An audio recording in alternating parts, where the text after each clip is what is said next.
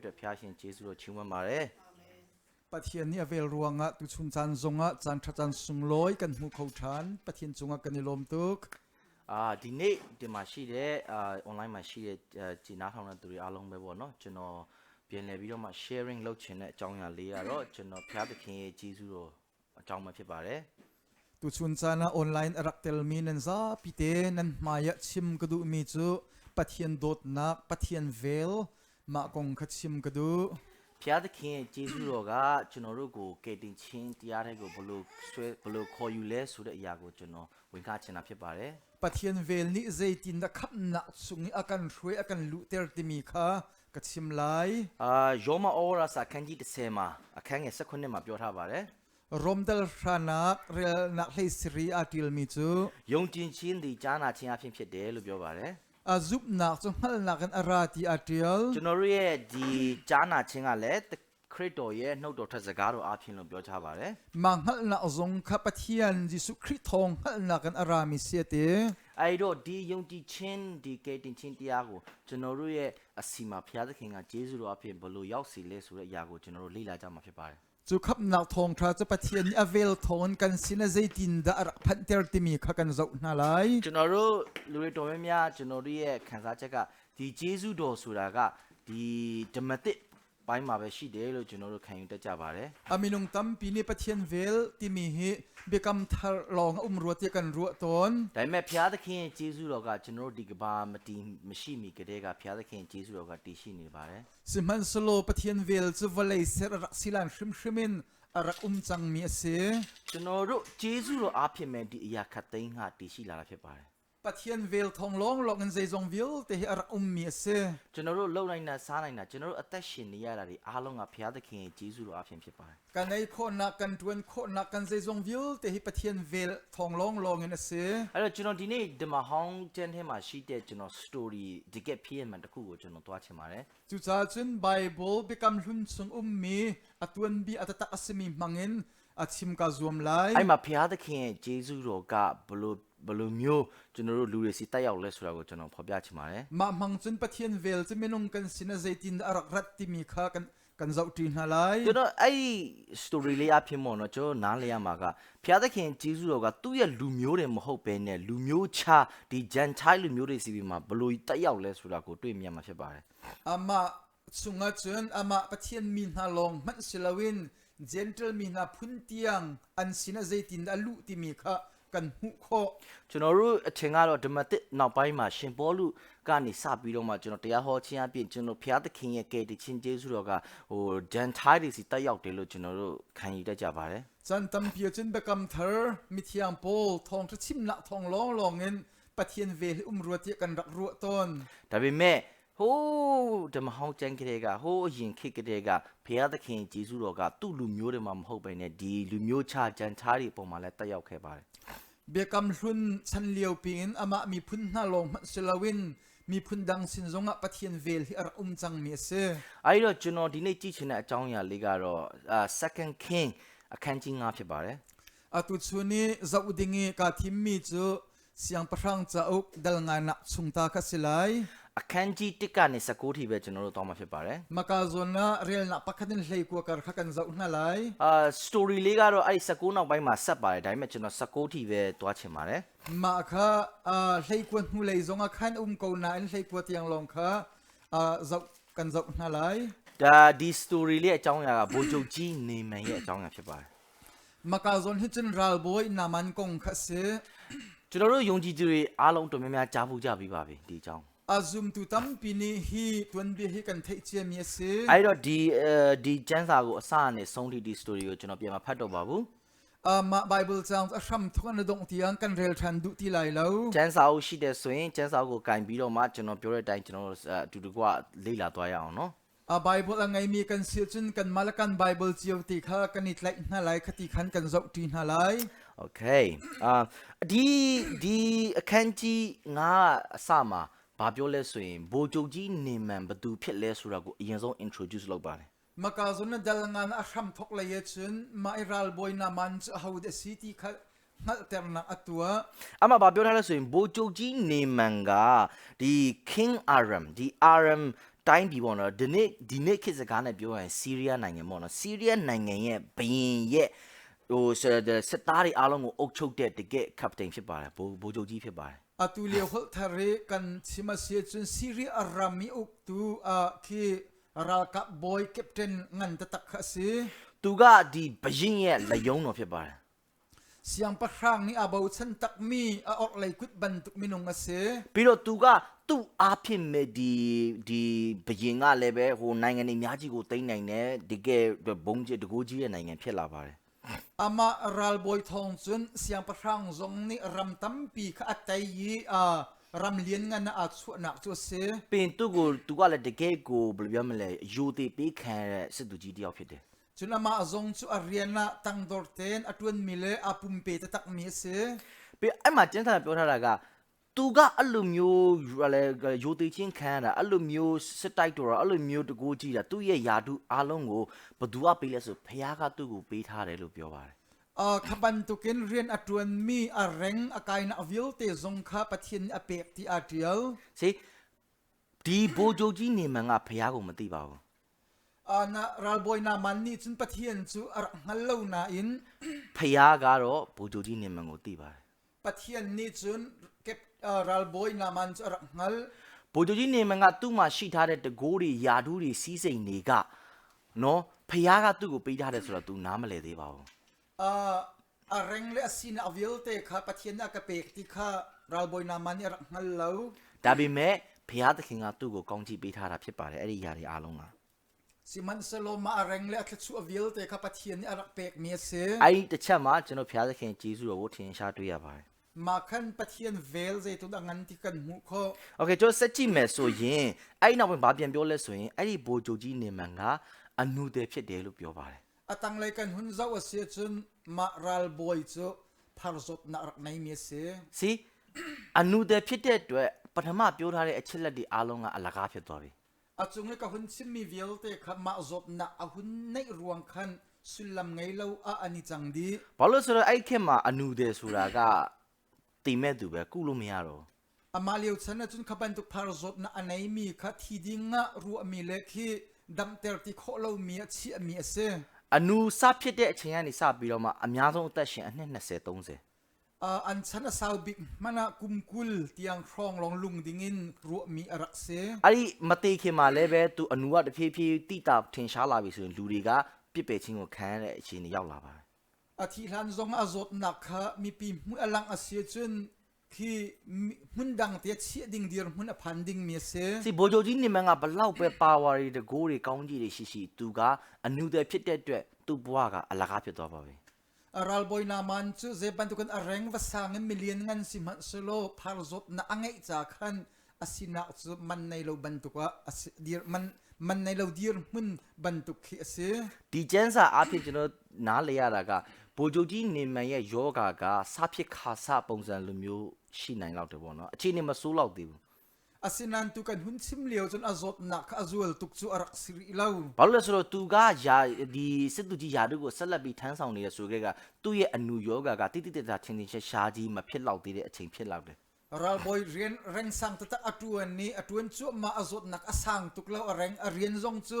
kam king ten atuan khori ဘာလို့ဆိုတော့အခြေအနေတစ်ဖြည်းဖြည်းဆိုးလာပြီဆိုရင်လက်ချောင်းတွေပြက်မျက်လုံးတွေထွက်ဘယ်လိုပြောမလဲဒီပါဇက်တွေကအကုန်လုံးပြက်ကျပြီးတော့မှအဲ့လိုမျိုးလုံးဝလိုပြောမလဲလူတွေကတော့မှမထိချင်တော့တဲ့အခြေအနေထိရောက်လာတတ်ပါတယ် azot na azul tika chun akut dong te na tiang man khi bulin langen minung mani tok ngam ti lo ti ding dir mun va phan te ding khi ase အဲ့တော့ကျွန်တော်တို့စက်ကြည့်မယ် kan hun zau thua ma halai အောက်မှာဘာပြောလဲဆိုရင်ဒီဘိုဂျိုကြီးနေမှာမိန်းမရှိတယ် atang leya kan hun zau ase chun ma ral boy ni chun nupi angai သူ့ရဲ့မိန်းမကလည်းသူ့ယောက်ျားကစစ်သူကြီးဖြစ်တဲ့အတွက်သူ့မိန်းမကလည်းအချွေအရန်နေနဲ့သူ့ကိုပြူဆောင်ရှောက်တဲ့တဲ့သူကကောင်းကောင်းမွန်မွန်နေထိုင်ရတယ် ral boy nupi asiti ka nupi zong chu nuam ta takan khona nga cha dinga sin ze mazet zong angai အဲ့ဒီချိန်မှာသူ့ရဲ့မိန်းမကိုပြူစုဖို့အတွက်ဒီဘိုဂျိုကြီးနေမန်တို့ကခေါ်လာတဲ့ Israel တိုင်းပြည်ကကောင်မလေးတစ်ယောက်ရှိပါတယ် ma anupi zau khet tu ding sin mi an ngai mi chu israel ramin an ishwei mi nu te ase သူတို့ဘယ်ဦးနာဖမ်းလာလဲဆိုရင်အခုလက်ရှိအဲ့ဒီချိန်မှာဖြစ်နေတဲ့ Israel တိုင်းပြည်မှာရှိတဲ့ဘရင်ရဲ့အဖေအာဟပ် ခေတ်ကုန်းကဗိုလ်ချုပ်ကြီးနေမန်တို့နဲ့စစ်ဖြစ်တဲ့အချိန်မှာသူတို့စစ်နိုင်ပြီးတော့မှတိန်းလာတဲ့ကောင်မလေးတယောက်ဖြစ်တယ် hap siang parang chan liawi Israel ram an rak tuk nai an rak tain an rak klai mi an rak ishroi mi minu te si အဲ့ဒီကောင်မလေးကဖျားကိုချစ်တယ် ma chu ma nu minu te cha pathian adoi pathian azum tu nu si သူကငယ်ငယ်ရွယ်ရွယ်နဲ့တိုင်းတစ်ပါးပြည်မှာဂျုံလောက်ခံရပါတယ် an met ten salit lai mi pathian thai minu arak si အဲ့ဒါပေမဲ့သူ့ရဲ့အသက်တာမှာဒီကျမ်းစာထဲမှာသူ့အကြောင်းကိုအများကြီးမပြောထားဘူးသူ့အသက်တာအကြောင်းအများကြီးမပြောထားဘူး ma bible chunga hen akong lam tam pi atil lo ဒါပေမဲ့ဒီ story တစ်ခုလုံးကဒီကောင်မလေးပုံမှာမူတည်နေတယ် nai hi tuen bi vil te hi ma minu pakat hin ang ngat di mi si ဒီကောင်မလေးကဘာပြောလဲဆိုရင်ဗိုလ်ချုပ်ကြီးနေမဲရဲ့မိန်းမကိုပြောပါတယ် ma minu te ni chun ral boy na man nu pi sin na achim mi chu ငါရဲ့တခင်ကပေါ့နော်ပြောချင်တာကတော့ဒီဗိုလ်ချုပ်ကြီးနေမဲကိုပြောတာဖြစ်ပါတယ်ငါရဲ့တခင်ကတဲ့ Israel တိုင်းပြည်မှာရှိတဲ့ prophet စီမှာဒါSamaria ပြည်မှာရှိတဲ့ prophet စီမှာဒါတွားလိုက်တယ်ဆိုရင်တော့တဲ့သူ့ရဲ့အနာရောဂါတွေကပျောက်ကင်းနိုင်မယ်လို့သူကပြောလိုက်ပါတယ် sinum nu te ni chun atimi chu ka boy pa hi naman ral boy pa hi Israel rami prophet pakat sin na vakal sal azot na avil te hi heidam ko nang heidam ko nga do ko ati ဒါပဲသူပြောတယ်ကျန်တာဘာမှမပြောတော့ဘူး ma te long achim adang zai man achim chap ti lo Hebrew ကျမ်းစာထဲမှာဆိုရင်စကားနဲ့ကွက်တိပြောရင်10လုံးပဲသူပြောတယ် hebrew ni achim ninga chun bi fang pakha te long achim ti atial ဒါပေမဲ့ဒီ10လုံးကလုံလောက်ပါတယ် ma bi fang pakha te ka aza bak te se ko ဘာသူကဖျားသခင်ကိုယုံကြည်တဲ့ယုံကြည်ခြင်းနဲ့သူပြောတာဖြစ်တယ် pathian zup na kan achim mi asita ဘာလို့ဆို तू ကကျွမ်းမတယောက်ဖြစ်တယ် ama chu sal nu pakat ase तू ဒါတကယ်ဗိုလ်ချုပ်ကြီးနေမန်ကပျောက်နိုင်တယ်ဆိုတာကိုသူ့စိတ်ထဲမှာလုံးလုံးဝဝယုံကြည်ခြင်းမရှိဘူးဆိုရင် तू ပြောရဲမှာမဟုတ်ဘူး ral boy kha athin lungin adam lai ti za za kha zup na ngai lo selo hi bia hi achim ngam ha lo angai ruang achim ngam mi ase ဘာလို့ तू အဲ့လိုပြောပြီးတော့မှတကယ်သာမဖြစ်လာဘူးဆိုရင်ဒီကောင်မလေးကအသက်ခံမှာဖြစ်တယ်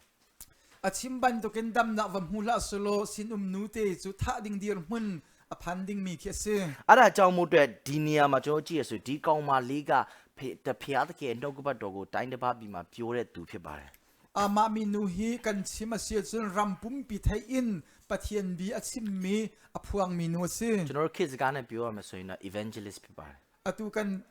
santhar hol kan chim chun evangelist asiti na khe se စီဖျားသခင်ရဲ့နှုတ်ကပတ်တော်ကိုဖျားသခင်ရဲ့အကြောင်းကိုပြောတဲ့အခါမှာကျွန်တော်တို့ကဘလို့အခြေအနေလဲဆိုတဲ့ပုံမှာမပူနေပါဘူး pathian bia kan chim ta ka hen thil tu ni nga ang ngat mi silawin ကျွန်တော်တို့ဘလို့အခြေအနေပဲဖြစ်ဖြစ်ဖျားသခင်ကိုကျွန်တော်တို့စစ်မှန်စွာနဲ့ယုံကြည်ခြင်းရှိရဆိုရင်အဲ့ယုံကြည်ခြင်းနဲ့ကျွန်တော်တို့ယုံကြည်ခြင်းကိုကျွန်တော်ရိုးရိုးလေးပြောခြင်းကစစ်မှန်တဲ့ဖျားသခင်ဧဝံဂေလိတရားကိုဟောခြင်းဖြစ်ပါတယ် aze bantuk diar mun thil ze bantuk diar mun aphat liu zonga zup na kan chim asia chun chu chu pathian thong thibia kan chim kha se kau စီအဲ့မှာဗိုလ်ချုပ်ကြီးနေမန်ကလည်းအဲ့စကားကိုသူ့မိန်းမသူ့ပြန်ပြောတဲ့အခါမှာ तू ကယုံတယ် ma mi nu ni hun chim tika khan ral boy nu pi zong ni arak zum ve အဲ့တော့ဗိုလ်ချုပ်ကြီးနေမန်ကလည်းသူ့ဘယင်စီကို तू တွားတယ် anu pi ni chun ral boy sin chun avakal pi အနုပိစလောဟာသူဗိုလ်ချုပ်ကြီးနေမန် oh Bayin nam sila. se naman ni chun siang parang sin avakal avachim chin သူကဘာပြောလဲဆိုရင်အော်ငါအိမ်မှာရှိတဲ့ဒီကောင်မလေးကပေါ့နော်အဲ့လိုပြောတယ် Israel ပြည်မှာ prophet တယောက်ရှိတယ်ကုသပေးနေတဲ့သူရှိတယ်လို့ပြောတယ်အဲ့တော့ငါ့ကိုတွားခွင့်ပြုပါဆိုပြီးတွားခွင့်တောင်းတယ် kasin nu te ni Israel ramin avakal sun dam na mulai ti akati tu cha chun kal na no rakapelo ti avahal See Israel ပြည်နဲ့ Syria ပြည်ကစစ်ဖြစ်တဲ့နိုင်ငံတွေဖြစ်တယ် Syria ram le Israel ram chu adaw chu ma mi ram aral chat mi ram ase အဲ့ဒီအချိန်မှာ Syria ဆိုတာက empire ဖြစ်တယ် ma liu chana chun Syria ti mi chu khi pentu ram arak se Israel နိုင်ငံဆိုတာကနိုင်ငံတစ်တိလေးနိုင်ငံတော့အပြည့်မဟုတ်ဘူးဂျူဒာနဲ့ကွဲနေတဲ့နိုင်ငံတစ်တိလေးဖြစ်တယ် Israel ram chu ram pum pi ma arak se lo Juda pen na le Israel pen na ti ani then liu chan te kharak se ဒါဒီ empire ကြီးကိုအုပ်ဆိုးနေတဲ့ဒီစစ်သူကြီးနဲ့ဒီဘရင်ကဒီနိုင်ငံတစ်တိလေးစီမှာတွားပြီးတော့မှစေကုခံဖို့ဆိုတာကလူအနေနဲ့ကြည့်ရင်တော့ရှက်ဖို့ကောင်းပါ amenung lain khaban tu ke pentu ram lian ngan tatak ni ram me te sini dam na sa dingi vapan kha ตักเสลนจุนนิ่งจักไงทีละสิมีเส ဒါပေမဲ့ကျင်းတီဒီမှာကျင်းတီတာကတော့ဒီဆီးရီးယားဘရင်ကောဗိုလ်ချုပ်ကြီးနေမယ်ကောသူတို့လည်းစူးစမ်းမှာပဲသူတို့တိုင်းပြည်မှာသူတို့ဒီစေဝါသမားကောင်းတွေဒေါက်တာကောင်းတွေရှိမှာပဲသူတို့လည်းစူးစမ်းမှာပဲဒါပေမဲ့မကုနိုင်တော့လို့နောက်ဆုံးဒီကောင်မလေးပြောတဲ့စကားကိုသူတို့ကဖြစ်နိုင်ကြီးရှိတယ်ပျောက်ရင်ပျောက်နိုင်တယ်ဆိုပြီးတော့မှခံယူချက်နဲ့နောက်ဆုံးတော့နီလန်းအနေနဲ့သူတို့စူးစမ်းခြင်းဖြစ်လောက်တယ် at taka chun an ram kharam lian ngan asicha khan siboi mi phim thiam na zong ni adam khona nga cha dinga chun ani zuam len ko lai na in an kin kho ti lo ti ka chu ram me te i vakali chu mi nu bia te chu an zup na chu se ဆီးရီးယားဘရင်ကโอเคသွားငါစာရေးပေးလိုက်မယ်လက်ဆောင်တွေလည်းယူသွားဆိုပြီးတော့မှပြောပါတယ် Syria siam parang zong ni chun si atha vakal kau chun cha zong kan til pi lai chun pek ding lak song te zong kan pek lai ti ati အဲ့မှာဗိုလ်ချုပ်ကြီးနေမန်ကလက်ဆောင်နေနဲ့အဲ့စာလေးနဲ့ယူပြီးတော့မှအစ္စရေးနိုင်ငံဘရင်စီမှာသူတို့သွားပါတယ် chu ti chun ral boy ni chun Syria siam parang ni pek ni chatil le lak song he chun Israel ram lai wa pan chun akal အဲ့ဒီဘရင်ကတော့ဂျေဟောရမ်ဖြစ်ပါတယ် chu siam parang chu Jehoram ase သူ့အဖေကအာဟပ်ဒါဂျေဟောရမ်ဖြစ်တယ် ahab ase ahab fapa ase chu ဂျေဟောရမ်စီမှာပို့လိုက်တဲ့စာကဘယ်လိုပြောလဲဆိုရင် Jehoram siam parang sina atil atsakwat aput mi cha chu zaitin atil ti chun ငါဒီစာကိုငါပို့လိုက်တယ်တဲ့ ma cha hin sina karaktrial kan rakwat ငါရဲ့တပည့်ငါရဲ့စစ်သူကြီးနေမန်တဲ့သူ့ရဲ့ယောဂါကိုပျောက်ကင်းဖို့အတွက်တဲ့ငါနင့်ကိုဒီစာနဲ့တော့ကငါသူ့ကိုနင်းစီလွှတ်လိုက်တယ်လို့ပြောပါတယ် hi karal boy ka bo chen tak mi adam khona nga cha dinga nang masina karakla mi hi si ti atial အဲ့စာဖတ်လိုက်တဲ့ချိန်မှာအစ္စရေးနိုင်ငံဘရင်ဂျေဟောရမ်ကတခါတည်းလန့်ပြီးတော့မှအရန်စိတ်ဆိုးပါတယ် ma cha hunrel te ka chun Israel siam parang Jehoram chu alau tuki khi athin hung ဘာလို့ဒီဘရင်ကငါ့ကိုပြဿနာရှာတာပဲဒါဘလိုင်းကြီးပြဿနာရှာတာပဲ ma siam parang ni kachunga hin hi buai na pe akoli si kau hi ti arua ဒီလို leprosy ကိုငါကဘယ်လိုပျောက်ကင်းနိုင်မှာလဲ hiban tuki phar hi zaitin da kai ni kadam ter kholai ငါကဖျားမမဟုတ်တာ kai chu pathian zong ka situng ငါလူတက်ကိုရှင်းအောင်တေးအောင်ငါမလုံနိုင်တာ kai chu mi nun na kai zeman tu kho mi ka ngai tung lo ဒါသူငါ့ကိုတက်ပြဿနာရှာတာ ka chung har san na akoli pe si kau hi စီအစ္စရေးဘရင်ကကြောက်ပါတယ် kha Israel siam parang ni chun ati tuk chang ဘာလို့လဲဆိုတော့သူကဖျားကိုမသိတဲ့ဘရင်ဖြစ်တယ် azai ruang the city chun pathian ngal lo mi siam parang si cha se သူတိုင်းဒီမှာရှိတဲ့ဒီ prophet Elisha အကြောင်းလည်းသူမသိဘူး aram chung mi prophet Elijah kong lam zong ngal lo mi se စီဒါပေမဲ့ prophet Elisha ကအဲ့တဲ့ကိုကြားတဲ့အခါမှာလူနဲ့လက်လွတ်ပြီးတော့မှအဲ့ဘရင်ကိုပြောခိုင်းပါတယ် asiman solo prophet ni athai tika siam parang sina chun mi hei thla na ဟေးဘာဖြစ်လို့နေစိုးရိမ်နေရလဲဘာဖြစ်လို့ငိုကြွေးနေရလဲဟုတ်တယ်နော်အဲ့ဒီစစ်သူကြီးကိုငါစီလွှတ်လိုက်ပါလို့ပြောတယ် azai ruang da thin phangin na ummi lung thei na chu siam parang chu ka sin rak thla lo tia thong hei than ဖျားသခင်ရဲ့လူဖျားသခင်ရဲ့ prophet က Israel ပြည်မှာရှိတယ်ဆိုတာကိုသူသိသွားစေရမယ်လို့ပြောပါတယ် Israel ramahin prophet ti hi chu pani chun ngal lo ka si ate အဲ့တော့ဗိုလ်ချုပ်ကြီးနေမန်ကလည်းအဲ့ဒီ prophet Elisha စီကိုတွားပါတယ် chu ti chun ral boy pa zong chu prophet Elijah sina chunakal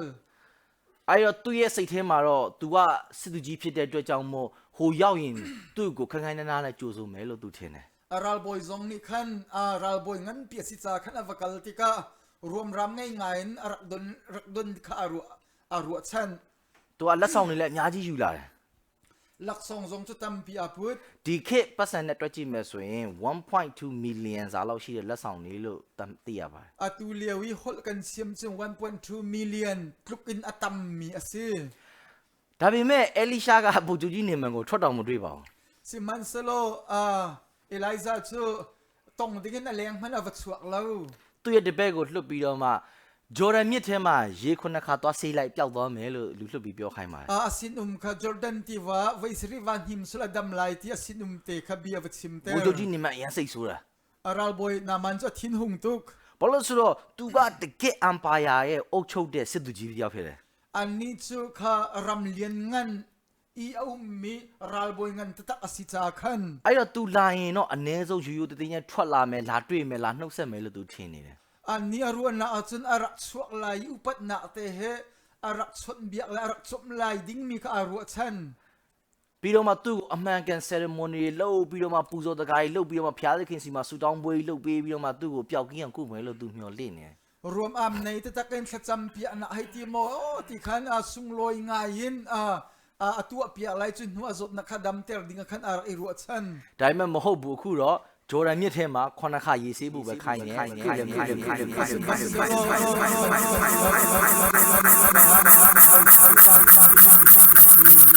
ော့ဂျော်ဒန်မြစ်နောက်ပိုင်းမှာရှိတယ်ဟုတ်တယ်နော်မြစ်ကဂျော်ဒန်မြစ်ကအများကြီး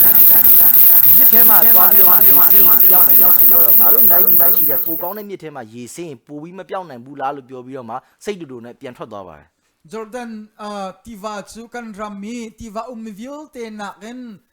athat deuh hlei tung lo kan rami tiva tha na an lo mo ati thin hungain na be dong ngai na ဒါပေမဲ့သူ့ရဲ့တပည့်ကသူ့ကိုပြောပါတယ် asin pani ati mi chu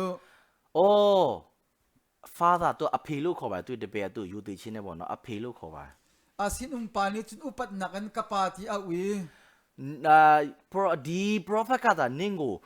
ကြီးကြီးမားမားခိုင်းတယ်တခုခုလှုပ်ခိုင်းတယ်ဆိုရင်နင်လုံမယ်မဟုတ်ဘူးလားတဲ့ ahi prophet nin thilian ngan into ter silo na tu lai asilo mo အခု prophet ကနင်းကိုကြီးကြီးမားဘာမှမလှုပ်ခိုင်းမင်းနဲ့ရိုးရိုးလေးရည်တဲ့သွားစီပါလို့ပြောတာလေးတောင်မလှုပ်နိုင်ဘူးလားလို့သူမေးလိုက်ပါ thilian ngan zong tu ter lawin akai afoi ta tak mi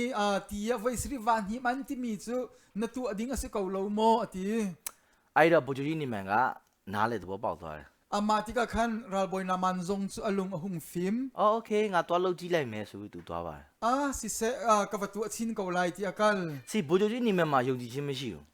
ralboy naman sina kan zup na arak lo စီဖျားလူကသူ့ထက်ဘလောက်ကြီးမြတ်တယ်ဆိုလဲ तू မသိဘူး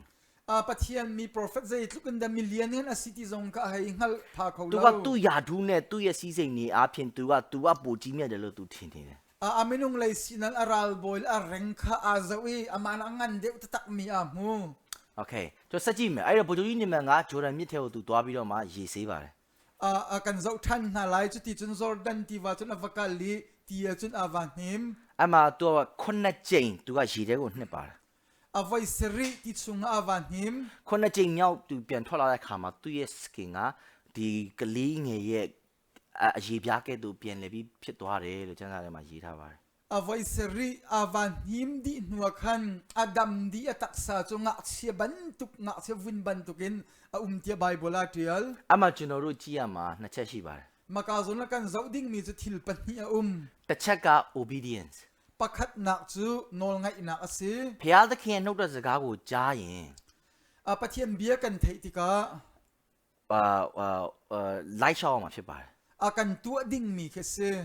မယုံကြည်တော့လိုက်ရှောက်အောင်မှာဖြစ်ပါတယ် kan zum lo zonga kan tu ding ni kan kal ding khese အဲ့လိုကျွန်တော်လိုက်ရှောက်တဲ့ခါမှာယုံကြည်ခြင်းကကျွန်တော်ရှိလာမှာဖြစ်တယ် khati kan vakal kan vatu ati kan zum na khar ding mi tu se ဒုတိယတစ်ချက်ကကြတော့အပြစ်ကိုပေါ်ပြပြီးဝင်ချတောင်းပန်မှာဖြစ်တယ် apan hi na azun kan sul na khangai thiam kan hal ding ase အဲ့ဒါကျွန်တော် baptism ကိုကျွန်တော်ဆိုလိုပါတယ် ama khachu hi baptism ti zongen ti kho ase အခုဗိုလ်ချုပ်ကြီးနေမန်ကရေထဲကိုသွားစိန်တဲ့အခါမှာသူ့ရဲ့အပြစ်ကိုဝင်ချတာနဲ့တူတူပါပဲ ti jordan ti i avanim ti kan sul na view ti kha ti pil pe bantukin ka ngai chi ti na bantuk sulam ke so du mi tu se ဘာဖြစ်လို့အဲ့လိုပြောလဲဆိုရင်ဗိုလ်ချုပ်ကြီးနေမန်ရဲ့ယောဂါကအချိန်အရင်မဆိုးသေးဘူး Zairuang da city chun ral boy naman azot na khachup pin arak zual ri lo အဲ့ဒီ leprosy ရဲ့ယောဂါဘယ်လိုဖြစ်လဲဆိုတော့ကျွန်တော်နည်းနည်းပြောပြချင်ပါတယ် purple zot na zaitin da city mi khatlom palte hun sim ta ka do သူကအရင်ဆုံးဒီခန္ဓာကိုယ်ရဲ့အရှိပြားရည်ထဲမှာအဖြူဆက်တသေးလေးလိုမျိုးအနီဆက်သေးလေးမျိုးအဆက်ဆက်လေးအရင်ပေါ်ပါတယ် kan taksa hin arang mi ban te kan attack te me te kan ra masa တဖြည်းဖြည်းနဲ့အဲ့ဒါတွေကကြီးလာပြီးတော့မှခန္ဓာကိုယ်အရေးပြားတွေအကုန်ပြည့်လာပါတယ် akati kan du sa te kan akar tak pum akhat mi se ပြီးတော့အဲ့ဒီအရေးပြားတွေကအပြင်ကဝင်လာတဲ့ယောဂတန်တွေကိုမခံနိုင်တော့ဘူးခုခံအားမရှိတော့ဘူး ama khatak sa khati khan minung pum ni arak ing khau ton lo အဲ့လိုပြည့်လာတဲ့ခါမှာဥမာလက်ချောင်းတွေထဲမှာကျွန်တော်ဓာလေးနဲ့ရှစ်မိလို့ပိုးလေးနဲ့ဝင်ပြီဆိုတာနဲ့အဲ့လက်ချောင်းကတစ်ချေပြတ်သွားမှာ akabandukin akut dong asia chun kha zai kan tilan happe apor banduka ra ummi thlompal te hun ti chun อัตลาอับุลขีอัตลาอัติลดิงขีสิกุดดง အဲ့တော့ तू ကယာဒူကိုဆက်လက်ထမ်းဆောင်နေတဲ့ဆိုကြတဲ့ကသူ့ရဲ့အပြင်ကမြင်ရတဲ့အခြေအနေပုံသဏ္ဍာန်ကအရင်မဆိုးသေးဘူး อาราลบอยเรียนอตวนเลี้ยวอาศิษะอาชุงเลยอาจดนักข้าจุดลุกปีนอาจวลริเลวตินะอาเซ ဒါပေမဲ့သူ့ရဲ့အထဲမှာသူ့ရဲ့အင်ဂျီအောက်မှာသူ့ရဲ့ဒီဝတ်ထားတဲ့ဝတ်လုံအောက်မှာယောဂအခြေအနေဘယ်လောက်ဆိုးလဲဆိုတာကိုဘယ်သူမှမမြင်ရဘူး คติขันอาราลทวมอาจุนิฟอร์มอาชุงเลยอาจดนักข้าเจตุกดสิติกเอามันนี่อันให้มุกยักเขาริเลว အဲ့ဒါပေမဲ့သူဂျော်ဒန်မြစ်ထဲကိုရေသွားချိုးတဲ့အခါမှာရေလည်းခန္ဓာကိုရေပြားတွေကိုရေနဲ့စီးတဲ့အခါမှာသူ့ရဲ့ဝတ်လုံကိုသူချွတ်ရတော့မှာဖြစ်ပါတယ် จอร์แดนติวาอีวานหิมดิงาคันอาทิลทวมเวลเตข้าอีพอยินวานหิมข้าหาวมี စီ สิ သူ့ရဲ့ယောဂကိုကွယ်ထားတဲ့ဒီဝတ်လုံကိုသူချွတ်ရတော့မယ် อาจดนักเพนตูอาทิลทวมข้าอีพอยตาดีหาว အားလုံးကသူ့ရဲ့အခြေအနေဘယ်လောက်ဆိုးလဲဆိုတော့မြင်ရတော့မယ် อามาติกาขันเจตุกันดาอดียร์มุนอสิติข้าอาลังเขาดิ่งมีสิ အဲ့နောက်ပိုင်းမှာဘုရားသခင်ဂျေဇုတော်အဖြစ်အဲ့ဒါတွေကဘယ်လိုမျိုးဘုရားသခင်ကပြန်ပြီးကောင်းမွန်စေလဲဆိုတာကိုလူတွေကမျက်ဝန်းထင်ထင်ရှားရှားတွေ့ရမှာဖြစ်ပါတယ် มาหนัวขันเมนงนี้ปะเทียนเวลอดดนาอาทิลที่โคนาเจตุกันดาอังันติกอันมิทริมทริมินอันให้มุดิ่งมีข้าสิ အဲ့တော့ကျွန်တော်တို့ဒီဘုရားသခင်ရဲ့ကယ်တင်ခြင်းဂျေဇုတော်ကကျွန်တော်တို့ဆရာမတက်ရောက်ပြီကျွန်တော်တို့ရဲ့ဝန်ခံခြင်းလိုပါတယ်ကျွန်တော်တို့ဘသူဖြစ်လဲဆိုတာဖြစ်တဲ့အတိုင်းကိုကျွန်တော်တို့ဘုရားသခင်ရှေ့မှာလူရှိမှကျွန်တော်တို့ဝင်ချဖို့လိုတယ် อาปะเทียนเวลกันจุงอารักคลุนโคนักงาจาดิงะกันสินิงปีหินกันใจจงเวลตีอามาปะเทียนสินะกันนี่อับอีกันข้าเฮร์ တချို့တွေကတော့ဟာငါကယ်တင်ခြင်းရပြီးသားလို့ပြောတယ် อาเคนนี่จุนเกยจะขับนักกับมุจังเงินเต ဟာငါဘုရားကိုယုံကြည်တယ်လို့ပြောတယ် เกยจะปะเทียนกระจุเมนเต ဒါပေမဲ့သူတို့ဘဝမှာတစ်ခါမှသူတို့ဘလို့အပြစ်တွေနဲ့ပြည့်နေလဲဘလို့မျိုးလူစားဖြစ်လဲဆိုတာကိုသူတို့ဘသူမှသူတို့မပြောပြရဘူး อาจารย์จันขัดเซบันตุกมินงมิสโชลันซิตี้มีกับเฮาสินมันอันชิมงำเลา တစ်ခါမှလည်းသူတို့ဝင်ချမတောင်းမှန်ဘူး เอาไว้คัดเตจงข้าอีอับอินอันไงเทียมอันฮัลโหล သူတို့ရဲ့အပြစ်တွေသူတို့မကောင်းတဲ့အရာတွေကိုအမြဲတမ်းဖုံးပြီးတော့မှလူကောင်းလူနဲ့အမြဲတမ်းနေတဲ့သူတွေရှိတယ် ข้าอันส่วนนักวิลเตข้าอันหูอีมีทราบันตุกินอโจลจางมีอันเซ ဒါစစ်မှန်တဲ့ပြောင်းလဲခြင်းမဟုတ်ဘူး มาข้ามันมินุนเข็นนะสลาว စစ်မှန်တဲ့ပြောင်းလဲခြင်းကငါဘသူဖြစ်လဲငါအပြစ်သားဘလို့ပြစ်သားဖြစ်လဲဆိုတာကိုသိရှိခြင်းဖြစ်ပါတယ် มันมีเข็นนักที่มีจุกัยฮาวดักสีเซบันตุกมิสโชลดักสีที่พาวซาร์ข้าเซ ပြီးတော့မှအဲ့ဒီကိုယ့်ရဲ့အရင်ကဘသူဖြစ်လဲဆိုတဲ့အရာကိုပြောပြရေးရမှာဖြစ်တယ် อัลลานะฮาวดักสีที่กราลทัดเต็นชิมง ပြီးတော့ ำข้าเซ ဘုရားသခင်ကြီးစုတော်ကငါ့ကိုဘလို့ပြောင်းလဲစေလဲဆိုတဲ့အရာကိုပြောရဲတဲ့သူဖြစ်ရမှာ ปะเทียนเวลนี่เซตุกุนนักเข็นที่ชิมงำข้าเซ ဒါဘုရားသခင်ရဲ့စစ်မှန်တဲ့တသက်ခံခြင်းဖြစ်တယ် มาจุปะเทียนไม้มันมีติเตคันนะจุเซ ဒါဧဝံဂေလိတရားတစ်ခုလည်းဖြစ်တယ် มาจุปะเทียนทองช้าอพวนประคัตจุเซ အခုဗိုလ်ချုပ်ကြီးနေမဲ့ရေထဲမှာရေစင်းချိုးတဲ့အခါမှာသူ့ရဲ့တပည့်တွေကသူ့ရဲ့ခန္ဓာကိုဖြစ်ရဲ့အခြေအနေမှန်ကိုမြင်သွားပြီ อามากาซอนรัลบอยนามันจูอปองอุมินานิเจดีร์มุนดาพันติคาอันมิตินันให้มุโคจัง ပြီးတော့သူရေချိုးပြီးတဲ့အခါမှာပြန်ထွက်လာတဲ့အခါမှာဘုရားသခင်ရဲ့ဂျေဇုတော်အပြင်သူ့ရဲ့ခန္ဓာကိုယ်ကဘလိုမျိုးပြုပြင်ပြောင်းလဲခြင်းကိုခံရလဲဆိုတာကိုအနားမှာရှိတဲ့သူတပည့်အားလုံးကမြင်သွားပြီ อปองอุมีอสินปอลนี่คันติสุงินอารักสุอนูเจตุกุนดาอดัมอาเคนติมีกันให้มุโคดี ဒါဘုရားသခင်ရဲ့တသက်ခံခြင်းတစ်ခုဖြစ်တယ် มาจูปะเทียนไม้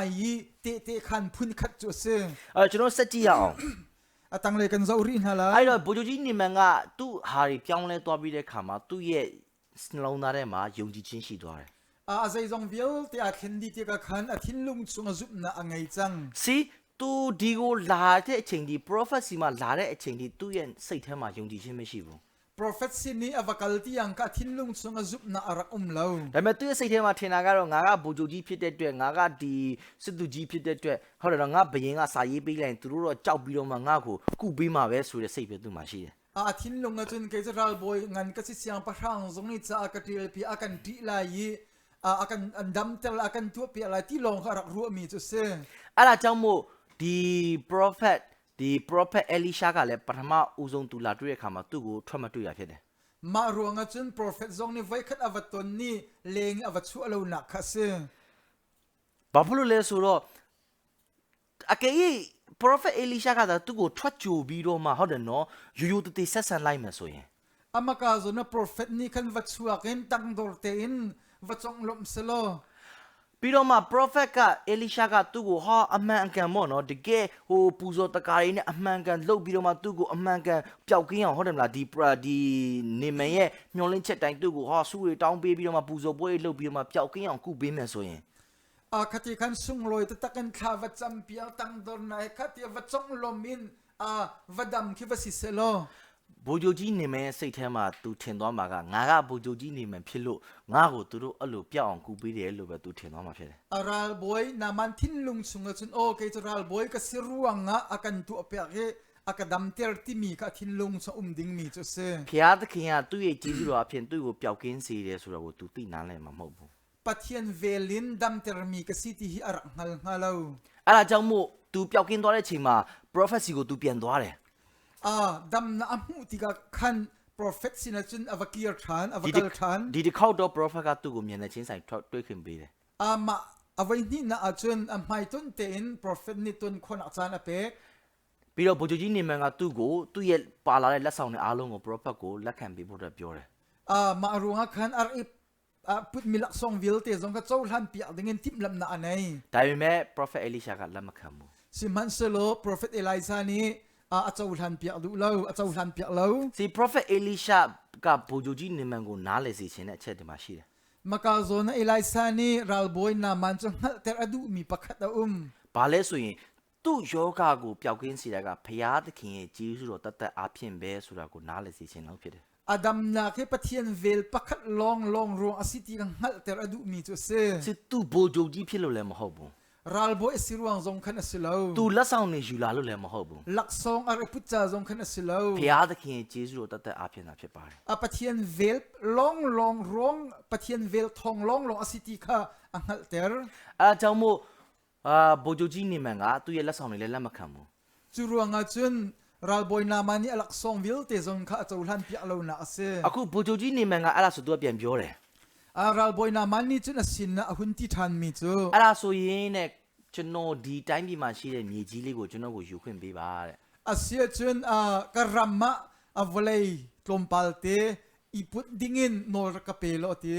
သူရဲ့စိတ်ထဲမှာကတော့သူထင်တာကတော့ငါ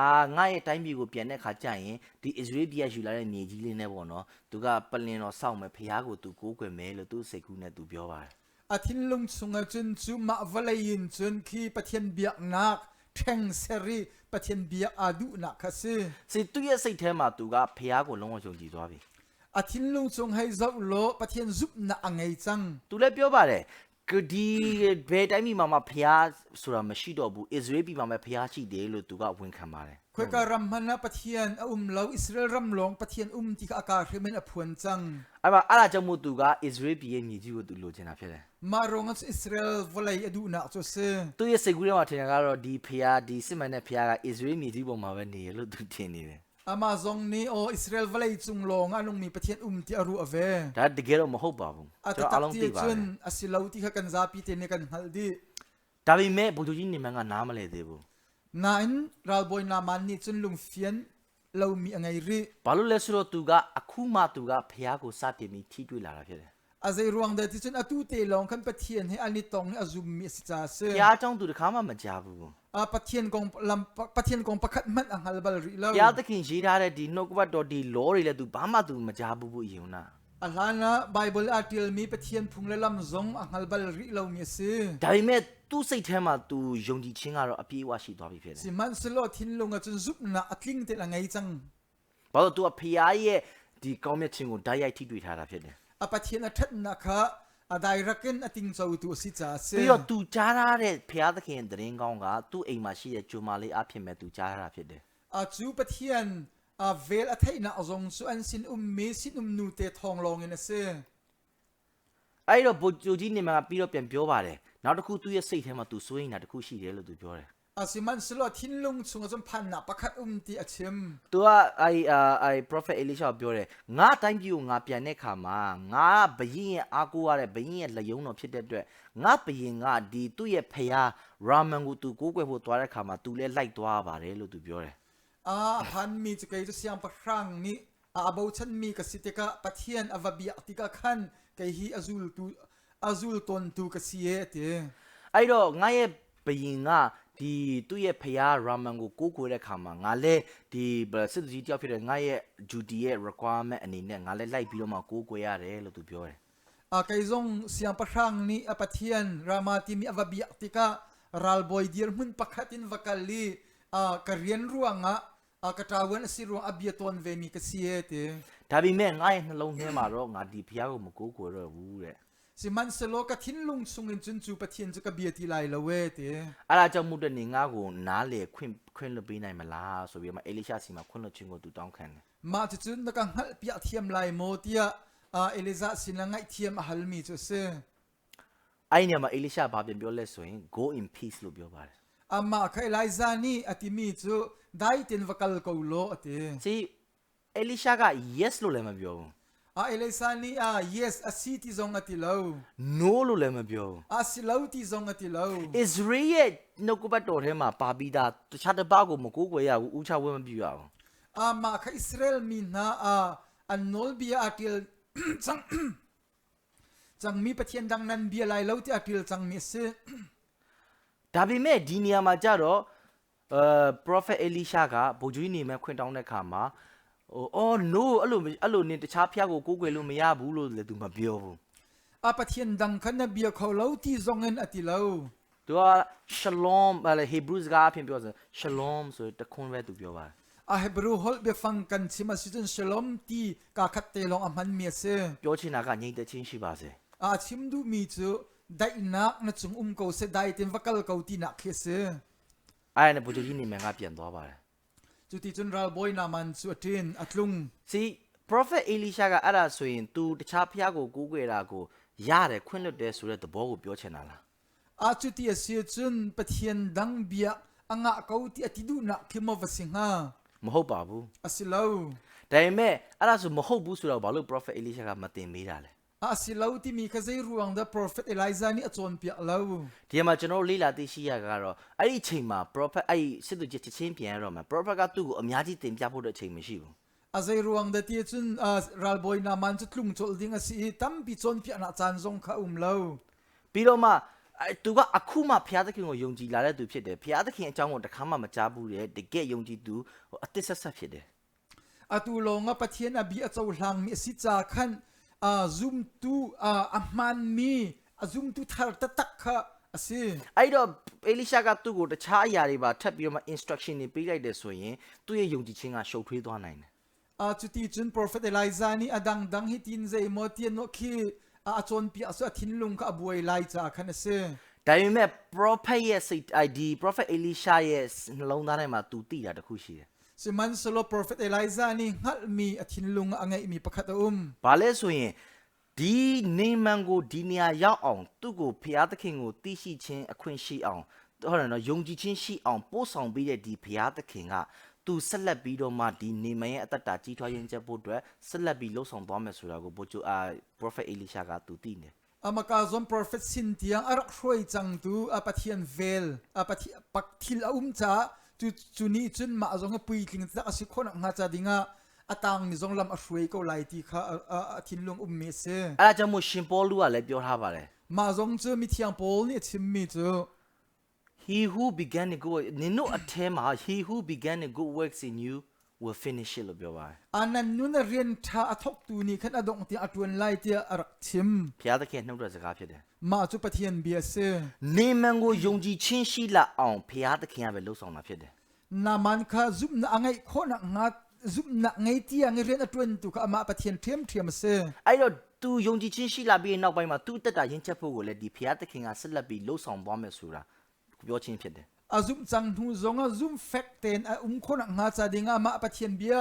lila ni arhoi lai ti kha athin lunga ummi chu se ဒါစစ်မှန်တဲ့ဘုရားသခင်ကျေးဇူးတော်ဖြစ်တယ် ma za man mi pathian vel chu se ဘုရားသခင်ကျေးဇူးတော်ကကျွန်တော်တို့ကိုကယ်တင်ခြင်းရအောင်တခုပဲလုပ်ပေးတာမဟုတ်ဘူး pathian vel hi khap na kan mu khona nga cha dinga pakhat te long ren atun aslo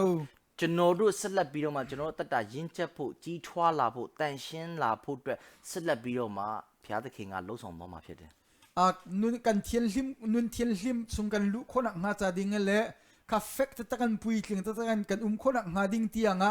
lama kan hrui tu tuen vo akan la pia tu ase ကျွန်တော်တို့ယုံကြည်သူတော်များများကထင်တတ်ကြပါတယ် มินุงตั้มปีซุมตุนานี่กันรัวมีเจอ โอ้เกดินชิกาเราพยาตะเคียนเราส่งบีเลย ปะเทียนนี่ขับหนักกับหุคนอ่ะจะดิ่งกระตวนเปียก แต่แม่สลับบีเรามาแต่ชินอัตตาเนี่ยอัตชินพูดด้วยงารูจูซาบีเราส่งเมลุทีนี่ ต่างเรมินุนเทียนลิมเต็นกันนุนคนอ่ะจะดิ่งแกมันนี่กระตวนเฮรัวเตียกันรัวต้น အလိုမျိုးကိုယ့်ကိုလှုပ်ဆောင်မယ်လို့ထင်တဲ့သူတိုင်းကဘယ်တော့မှမအောင်မြင်ပါဘူး กันมาเต็นกันตวนฮาวตีอติมีขันโลติงบัลลาว အဆုံးတိုင်အောင်သူတို့တည်တဲ့နေ့ထိဒီအကျင့်တရားကောင်းဖို့တန်ရှင်းအောင်နေဖို့ဖျားချက်အောင်နေဖို့အတွက်လိုက်နာကြိုးစားရင်းနဲ့ပဲအသက်ဆုံးရှုံးသွားတတ်ကြပါတယ် ที่นี่ที่ยังคติขันอันมาเต็นอิซูมนักอันนุนขันมันนี่อันกัลเมียนเซ ဒါပေမဲ့စစ်မှန်တဲ့ဖျားသခင်ဂျေဇုတော်ကိုနားလည်သဘောပေါက်သွားတဲ့သူကတော့မတူပါအဲ့လိုမဟုတ်ပါဘူး สิมันสโลปะเทียนเวลดอนอังฮัลตักมินุนนะก็จะขบันตุกสลาว ။အော်ဖျားသခင်ဂျေဇုတော်ကငါ့ကိုကယ်တင်ခြင်းတရားကိုပေးတယ် ปะเทียนเวลนี่ขับนาอักเจ้าเตเร ။ပြီးတော့အဲ့ဒီဖျားသခင်ဂျေဇုတော်အဖြစ်မဲ့ဖျားသခင်ငါ့ရဲ့အသက်တာတန်ရှင်းလာအောင်ငါ့ကိုလှုပ်ဆောင်ပေးမယ်လို့ယုံကြည်ခြင်းရှိပါတယ် จูปะเทียนเวลเทียมนี่จึงไกจงนุนเทียนลิมเต็นกันนุนคนอ่ะจะลำอักช่วยไล่ที่ขันซุม ။အဲ့ဒီယုံကြည်ခြင်းပြင်တကယ်လဲဖျားသခင်ရဲ့ဂျေဇုတော်အပြင်ဂျေဇုတော်ကကျွန်တော်တို့ထဲမှာအလုပ်လုပ်ပြီးတော့မှကျွန်တော်တို့တန်ရှင်းသူဖြစ်နေအသက်ရှင်နိုင်အောင်ဖျားသခင်ရဲ့ဘယ်လိုရမလဲယုံကြည်သူတယောက်အနေနဲ့အသက်ရှင်တင်တဲ့အသက်တာတိုင်းအသက်ရှင်နိုင်အောင်ဖျားသခင်ဂျေဇုတော်ပဲဆက်လက်လှုပ်ဆောင်သွားမှာဖြစ်တယ် คติขันกันนุนนักจูปะเทียนเวลนี่จุนอาทยังลิมเต็นกันนุนคนอ่ะจะดิ่งเรียนอตัวนี่ลำอักันช่วยดิ่งคัสเซ ဖျားသခင်ရဲ့ဂျေဇုတော်ကိုကျွန်တော်ဒီ story ထဲမှာအစအဆုံးတွေ့ရတယ် ปะเทียนเวลจูมาตวนเบียนอชัมทะดงเตียงกันมุขดี ဘုရားကြီးနေမန်ကဖျားဘာတူလဲဆိုတာတော့မသိဘူး รัลบอยนามันนี่จุนปะเทียนฮาวดิซิตี้อังฮัลโล ကျွန်တော်နေကုန်းချုပ်ပါမယ် อดกนักเลยกะกัลจังไล ဘုရားကြီးနေမန်ကဖျားကိုမသိဘူး รัลบอยนามันนี่ปะเทียนอังฮัลโล ဒါပေမဲ့ဖျားကဘုရားကြီးနေမန်ကိုသိတယ် สิมันสโลปะเทียนนี่รัลบอยนามันจูอังฮัล ဘုရားကြီးနေမန်ကဖျားကိုမရှာဘူး รัลบอยนามันนี่ปะเทียนอกอลโล ဒါပေမဲ့ဖျားကဘုရားကြီးနေမန်ကိုရှာတယ် สิมันสโลปะเทียนนี่รัลบอยนามันจูอกอล ဖျားကဘုရားကြီးနေမန်စီကိုသူ့ရဲ့နှုတ်တော်စကားကိုကြားအောင်ဖျားသခင်ကလှုပ်ဆောင်ပေးတယ် ปะเทียนนี่อดนอเวลรัลบอยนามันนี่อังฮัลคนอังจะดิ่งเรียนอตวน ဘုရားကြီးနေမန်ကိုဒီဖျားသခင်ရဲ့နှုတ်ပါဒီဒီကောင်းကောင်းဘယ်လိုလဲလှုပ်ဆောင်ခြင်းကိုမြင်ရအောင်ဖျားသခင်ကပို့ဆောင်ပေးတယ် จูปะเทียนเรียนတွင်နာအမှုခုနငါချဒီငါလမ်အရွှေ စီဖျားသခင်ရဲ့ prophet နဲ့တွေ့တဲ့အထီတောင်မှာဘုရားကြီးနေမဲ့စိတ်ထဲမှာငါဆိုတဲ့စိတ်တက်ရှိသေးတယ် prophet mai ava chu tiang ava phat tiang man khan athin lung chung ke ma tina kha re ဂျော်ဒန်မြစ်ထဲကိုဆင်းပြီးတော့မှရေဆင်းတန်ရှင်းလောက်တဲ့အထိသူ့ရဲ့စိတ်ထဲမှာဖျားကိုယုံကြည်ခြင်းမရှိသေးဘူး jordan ti va chungi ava dir tiang khan pathian zup na angai ri lo သူ့ရဲ့စိတ်ထဲမှာတော့ ritual တစ်ခုအနေနဲ့သူလှုပ်ဆောင်တာဖြစ်တယ် ama kha phung lam pakhat ban tukin ava tu ri mi kha se ဒါပေမဲ့ဖျားသခင်ရဲ့နှုတ်တော်တဲ့စကားကိုသူကနားထောင် obedient ရှိပြီးတော့မှသူလိုက်နာပြီးတော့မှလိုက်လျှောက်ပါတယ် sinain apathian bia chen nol nga ina ken atu mi tu kha se အဲ့ဒီချိန်မှာသူကဖျားသခင်ရဲ့စစ်မှန်တဲ့ယုံကြည်ခြင်းကိုသူရရှိသွားတာဖြစ်တယ် man hu aman mi pathian zup na atin chau kha se ကျွန်တော်တို့ဒီနေ့လည်းပဲယုံကြည်သူတွေကျွန်တော်တို့အားလုံးလည်းဖျားသခင်ကိုဘယ်လိုနီးနဲ့အသက်ရှင်မယ်ဘယ်လိုမျိုးယုံကြည်ခြင်းကိုရယူမယ်လှုပ်ဆောင်အောင်မယ်ဆိုတာထက် tu liao kan ni zoom tu na zong zai tin da pathian vel kan chawla kan zoom lai ti mi nak in ဖျားသခင်ကဘာပြောလဲဆိုတဲ့အရာကိုနားထောင်ပြီးတော့မှဖျားသခင်ရဲ့ပြောတဲ့အတိုင်းပဲဒါလည်း obedient ရှိဖို့ပဲလိုပါတယ် apathian ni zaida kan mi ti kan nga i ma tu nol nga nu ni kan kal mi tu khabe pi deu အဲ့လိုနောင်းလိုက်တဲ့အခါမှာဒီဖျားသခင်စကားကိုကျွန်တော်နားထောင်ပြီးလိုက်လျှောက်တဲ့အခါမှာကျွန်တော်မယုံကြည်နိုင်တော့မှယုံကြည်ခြင်းတွေဖြစ်ပေါ်လာမှာဖြစ်တယ် chu ti nol kan nga i pathian bia nol ngai te kan kal si chun kan zoom lo mala chu zoom na so angai te ding mi kan se ခုဘိုးချုပ်ကြီးနေမရဲ့အသက်တာကပြောင်းလဲသွားပြီ aral boy na man anun na so atheng di chang ဘိုးချုပ်ကြီးနေမှာသူ့တိုင်းပြည်ကိုသူပြန်သွားပြီ aram ma chun at kier than chang ဘိုးချုပ်ကြီးနေမန်က circumcision လည်းမလုပ်ထားဘူး bu cheu chi na man chu zai kan ti lai khi chu partan na zong atu alo ဒီ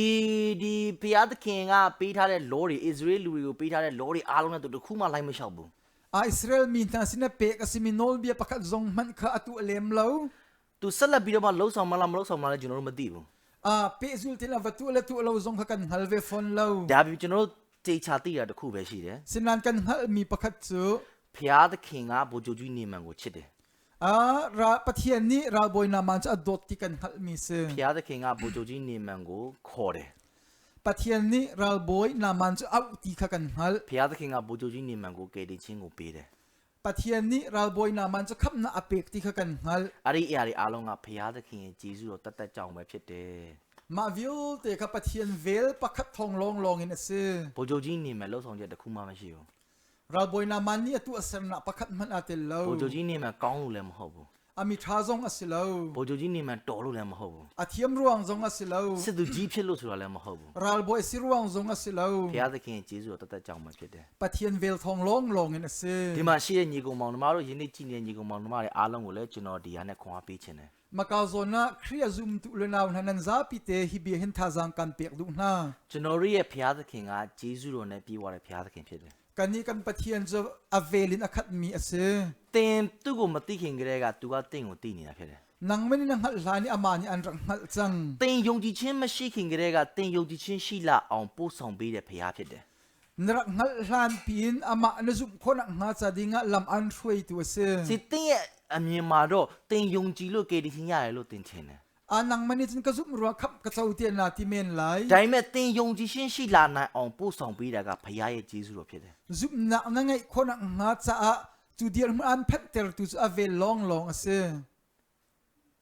ဆက်လက်ပြီးတော့မှသင်ရဲ့အသက်တာပြည့်စုံလာဖို့ကြွယ်ဝလာဖို့ရင့်ကျက်လာဖို့ဆက်လက်ပြီးလှုပ်ဆောင်ပေးမယ့်အရာကလည်းသင်မဟုတ်ဘူးဂျေဇုတော်တရားပဲဖြစ်တယ် อาตางริมินนุนนักนุนปุยลิงตะตะกันนเดียร์คนหาจะดิ่งซง